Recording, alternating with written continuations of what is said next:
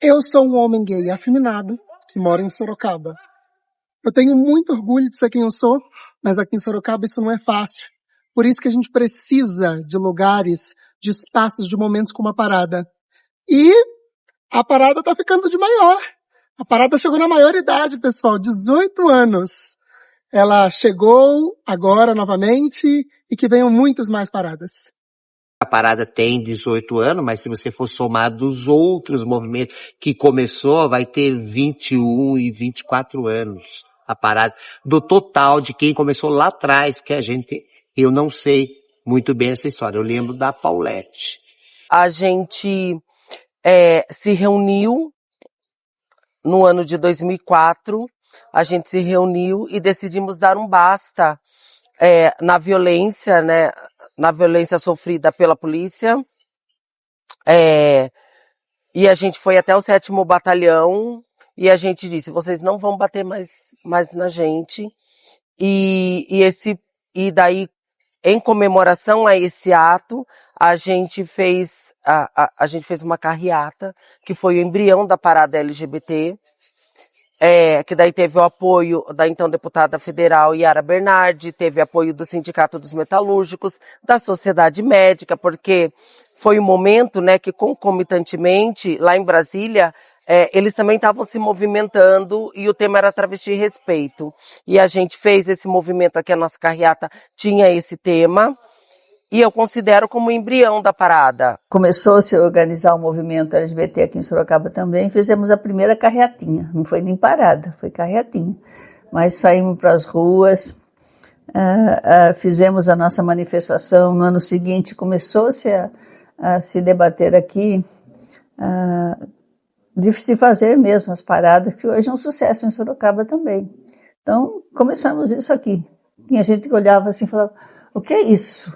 Né? Quando nós em cima do caminhão, em cima da carreata, nossa, o povo de Sorocaba olhava assim, espantadíssimo, né? A partir daí a coisa se desenvolveu e tem as paradas hoje que são muito legais. E para nós era praticamente uma obrigação, né, de classe, uma questão de concepção, então para nós é isso. E na verdade assim, na própria subsede da CUT, depois nós levamos isso para lá também, a subsede da CUT fazia muito essa defesa, mas o Sindicato Metalúrgico sempre esteve presente e para nós foi um momento, e até hoje, eu vejo isso até hoje, né, de uma formação, né, para a própria categoria, para a própria diretoria, porque tem resistências, nós temos resistências até hoje, entendeu?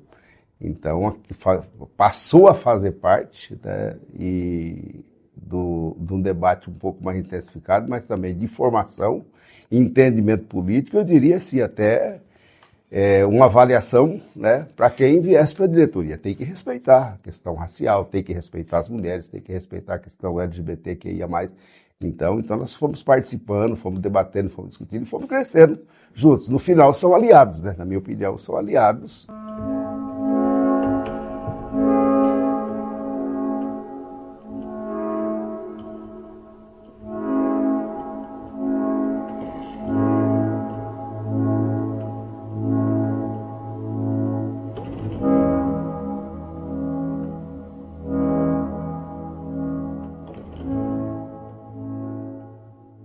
Primeiro movimento LGBT que teve em Sorocaba como Somos, em 1979. Lembramos que o Somos Somos Sorocaba foi o segundo e o primeiro movimento LGBT do interior do estado de São Paulo. Então a história do movimento LGBT de Sorocaba tem história. Na metade de 2015 eu entro no Levante Popular da Juventude. E aí a minha militância se expande, eu ganho mais consciência crítica da realidade, ali eu começo a compreender as mazelas que realmente estavam enraizadas no nosso mundo, que fazem o nosso mundo ser tão preconceituoso e ser um espaço tão hostil quanto é. E aí eu lembro que na minha militância enquanto levantino, eu o tempo inteiro, talvez pela minha imagem, pela minha postura, era colocado como uma pessoa referência em espaços LGBTs, acho que desde o começo, mas é claro que isso foi sendo construído com o tempo.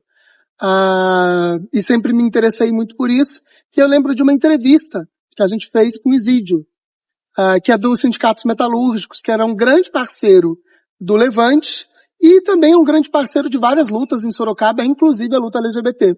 E o Isídio, ele nos contou sobre o espaço da ONG Girassol, do coletivo Somos, e o espaço da ONG Girassol, que foi o coletivo, a ONG que o S-Metal sediou. Então, a ONG Girassol foi assim, a prefeitura municipal se negou, é bom que lembre-se disso, a ceder o espaço, através da própria Secretaria de Cultura na época, né, para que eles pudessem, o diálogo era esse, fazer ali a fundação, né, da ONG Girassol. E aí nos procurou. E quando eles nos procurou, nós oferecemos o salão. Inclusive o salão não é, né, não estava esse porte que tem hoje o salão. O salão hoje tem ar-condicionado, piso legal, palco, aquela coisa toda.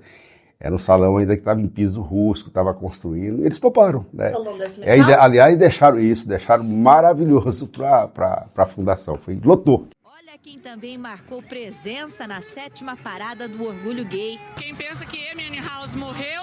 Não, não, não. Uma multidão esbanjando alegria e em busca de um único objetivo: combater o preconceito. Nós precisamos buscar os nossos direitos. Não um direito diferente, mas sim o direito de ser cidadão, de exercer uma cidadania plena com os mesmos direitos.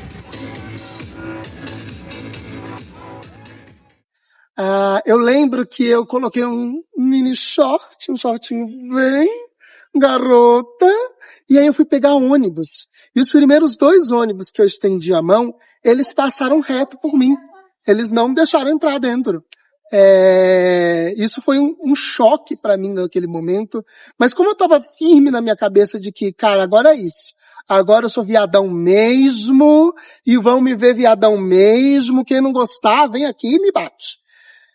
Eu estava desse jeito, eu persisti, fiquei ali, deixei o choque passar, entrei no próximo ônibus que me acolheu e fui para a parada. Na época ela já começava no fórum, mas eu lembro que eu fui direto para o Campolim, mas todas as outras paradas eu vim aqui para o Fórum Velho.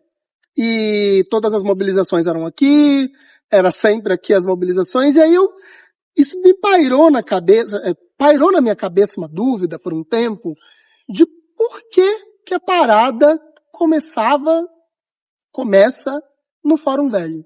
O Fórum Velho, como a Concha Acústica, é histórico para os LGBTs mais antigo, porque era o lugar de resistência que a gente ficava aqui. A gente não tinha dinheiro para pagar o sal da terra, ou não podia entrar, entendeu? A gente vinha aqui. E então a gente se reunia todo mundo aqui, entendeu? E daqui a gente ficou muito tempo. Esse movimento de encontro dos gays da Sapatão ficou aqui. Aqui era o local que a gente se encontrava, se unia, e por isso que a parada ficou aqui, enraizou aqui, e pretendemos nunca tirar a parada daqui. A primeira parada que eu participei foi em 2014. Eu tinha 15 anos. Eu conheci primeiramente pelas redes sociais, aquela época assim que tinha muitos eventos, né? Aí apareceu o evento da parada, e eu, como já sabia quem eu era, assim, de certa forma, aí eu fui, primeira vez com os amigos. Ela sempre foi no Fórum Velho, só teve um ano, aliás, começou, na verdade, na Praça da Bandeira, lá embaixo, na Afonso Fergueira. Depois veio em Carreata, que na verdade era Carreata, antigamente, que não tinha muitos gays ou GLS naquela época, que queria mostrar a cara, né? Quer dizer, naquela época os viados não gostavam de mostrar a cara do sol. Mostrava na cara noturna, entendeu? Igual era aqui. Aqui era aonde a gente se encontrava para tudo, entendeu? Às vezes até para arrumar alguém para fazer amor ou sexo. Deputado, o nosso tema é o PL 5003 de 2001 de Yara Bernardi, que criminaliza a homofobia. Qual a sua opinião sobre a importância de ter uma lei que criminaliza esse tipo de comportamento discriminatório? Eu acho que tem que ter uma lei para criminalizar carecofobia, flamengofobia, corintianofobia, magrelofobia, peitudo cair da fotofobia também, etc. Não é porque o elemento faz sexo com o seu órgão excretor que ele vai ter uma lei específica para ele. Primeiro, que eles não têm na testa escrito gay, homossexual, travesti ou transexual. Se tivesse, eles poderiam até, olha, você está desrespeitando o homossexual aqui. Você podia até pensar, mas eu não concordo. Me descobrir como um homem gay afeminado foi libertador, nos primeiros instantes. Mas, porque logo em seguida de eu ter descoberto quem eu sou, de eu ter conseguido me afirmar, eu lembrei de onde eu vim. Eu sou filho de um pastor, lá de Taubaté. Minha mãe, por ser casada com ele, é considerada pastora. Sempre foi um lar muito acolhedor até eu descobrir quem eu era. Eu lembro de um período da minha vida muito difícil, que foi quando surgiu o PL 122 da Yara Bernardi, que criminalizava a homofobia, que eu sabia da importância daquilo e eu até esperava por aquilo na minha vida, mas ao mesmo tempo que eu esperava por aquilo, eu falava, cara, tinha que surgir justo agora, porque isso levantou um debate muito grande nas igrejas evangélicas.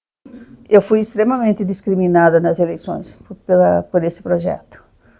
Eu era deputada que ia destruir a família brasileira. Silas Malafaia colocava o diabo é loiro e mora em Sorocaba. Ele colocava naqueles programas dele da madrugada. O diabo é loiro e mora em Sorocaba, que era eu. Todos os direitos que o Supremo Tribunal Federal nos deu, porque não é o Congresso Nacional, que sempre foi conservador, e quando não era conservador, mas era um moralista, entendeu? Eles nunca nos deram direito. Quem nos deu os direitos foi o Supremo Tribunal Federal. E se você pegar todos os direitos que nós temos, todos foi tema de paradas.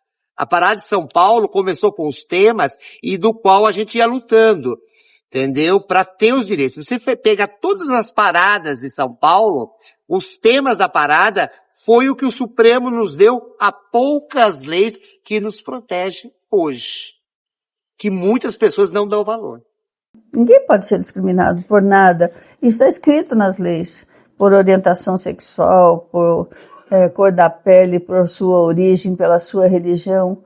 Isso já está na Constituição brasileira, está escrito na lei do racismo. As pessoas são iguais perante a lei, então não pode existir essas formas de discriminação que rejeitam as pessoas, que discriminam, que matam, que violentam. E quando eu vi o ministro Celso de Mello usando para colocar dentro da lei das discriminações, a lei do racismo, exatamente os termos que nós colocamos no Congresso Nacional, foi um orgulho muito grande. Uma afirmação de que nós estávamos corretos quando fizemos toda aquela luta, aquele trabalho. Chute na cabeça da vítima. Ele também explicou as motivações do crime. Vamos assistir. Em relação à motivação, possivelmente foi essas injúrias homofóbicas, tá? A gente também não entende o porquê uma situação dessa motiva ceifar a vida de uma pessoa ou a integridade física da pessoa, né? É algo inaceitável, tá? Mas a gente trabalha nessa linha, mas a gente espera com brevidade cumprir o mandado do segundo e fechar o caso e expor a motivação, tá? E assim... Ser gay não é fácil. Igual o pessoal usa muito a palavra opção. Vocês acham que eu optei ser gay? Vocês acham que eu optei para ser tirado sarro na escola? Vocês acham que eu optei, de repente, não arrumar um emprego digno, honrado? Você acha que eu optei para isso? Vocês acham que eu optei para ser ridicularizado na rua? Não, não optei. É uma orientação sexual minha e de cada um. E o direito nosso é vocês nos respeitar. Principalmente na época da escola, muita piadinha, motivo de bullying, sabe? De ser, gayzinha ali da sala, sabe? Isso que eu mais vi, assim, na minha vida. A gente lutou pelo direito de sair à luz do dia, porque a outra geração, ela não saía à luz do dia, ela saía após as 18 horas. Então, a minha geração lutou para isso, tanto que eu e uma amiga fomos as primeiras trans a ir no cinema no Shopping Sorocaba, e fomos assistir o filme antigo, né, Entrevista com o Vampiro, e na fileira que a gente sentou, ninguém sentou. Fui criado só pela minha mãe, pela minha família. Eu cresci numa casa cheia de mulheres, então, tipo, eu pude evitar bastante desse tipo de coisa. Eu sempre tive muito espaço para ser quem eu queria, assistir o que eu queria, eu era apoiado para gostar do que eu gostava, e nunca fui repreendido por ser quem eu sou dentro de casa. E isso é um apoio que faz toda a diferença. Mas quando eu já era uma assistente social, já tinha mestrado e entrei no processo seletivo, aí pessoas que têm essa visão ainda, né, de marginalização, elas tentaram sabotar a minha candidatura, criando essa imagem negativa. E foi um processo virtual muito difícil para mim. Foi um processo que eu vi o meu nome no Trend Top do Twitter, com mais de 800 comentários dizendo: tomara que a Tara não tenha tara por nenhuma criança e nenhum adolescente. Então isso para mim foi muito difícil, porque eu já era conselheira tutelar e já estava passando por um processo de recondução. Então isso foi uma tentativa de me enfraquecer e me desmoralizar, né, no sentido da profissional que eu era. Sorocaba é uma cidade muito conservadora. Ser gay aqui é você ter uma preocupação, será que eu posso andar na rua de mão dada com meu namorado? Será que todos os espaços são espaços seguros para mim? Eu entendo que existe uma dificuldade muito grande na forma como a gente consegue se relacionar com toda a sociedade sorocabana mesmo.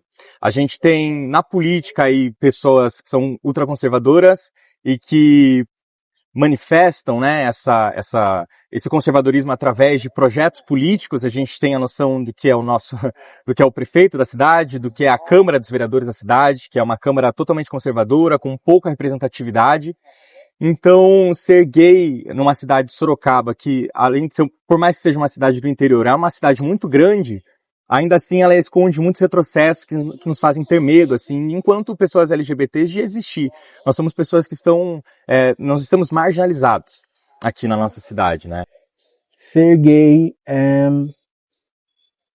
não se encaixar ali no que a sociedade espera de um homem negro, do que a sociedade espera que seja o papel do homem na sociedade. Eu acredito que o ser gay seria a gente ser afetivo, a gente chorar, a gente buscar conciliação através do diálogo, não através da força, né? Tentar utilizar o nosso lado mais humano e mais intelectual. Cara, ser uma mulher lésbica cis na cidade de Sorocaba é um tanto quanto difícil, porque Sorocaba, querendo ou não, é um pouco conservadora, né? Porém, nunca enfrentei dificuldades, mas é aquele receio, né, de ser você. Fazia um certo tempo que eu estava em Sorocaba, e eu tinha 26 anos na época, e eu falei para eles, pai, mãe, vocês não me fazem falta desde que eu me mudei para Sorocaba. Vocês me fazem falta há 26 anos. Bom, hoje, me vendo como uma pessoa LGBT, eu me sinto praticamente como, sei lá, uma pintura, resumindo. Por conta que eu sou resumido a traços, foram feitos delicadamente, através de tempo, mas também eu sou aquilo que pode ser admirado e também pode ser odiado.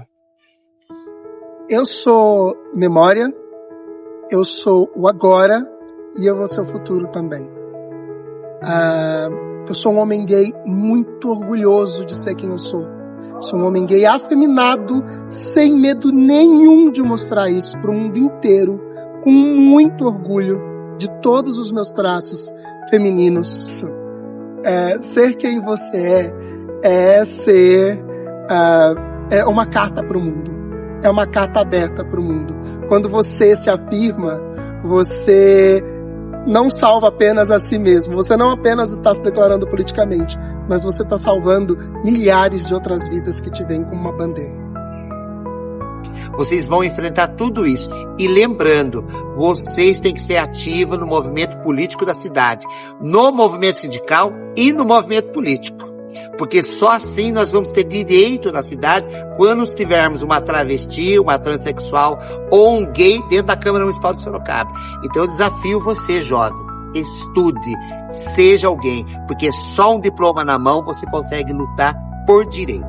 Que a juventude hoje em dia, no caso da comunidade LGBT, eu acho que precisa se aprofundar mais nos estudos e entender mais sobre a nossa história.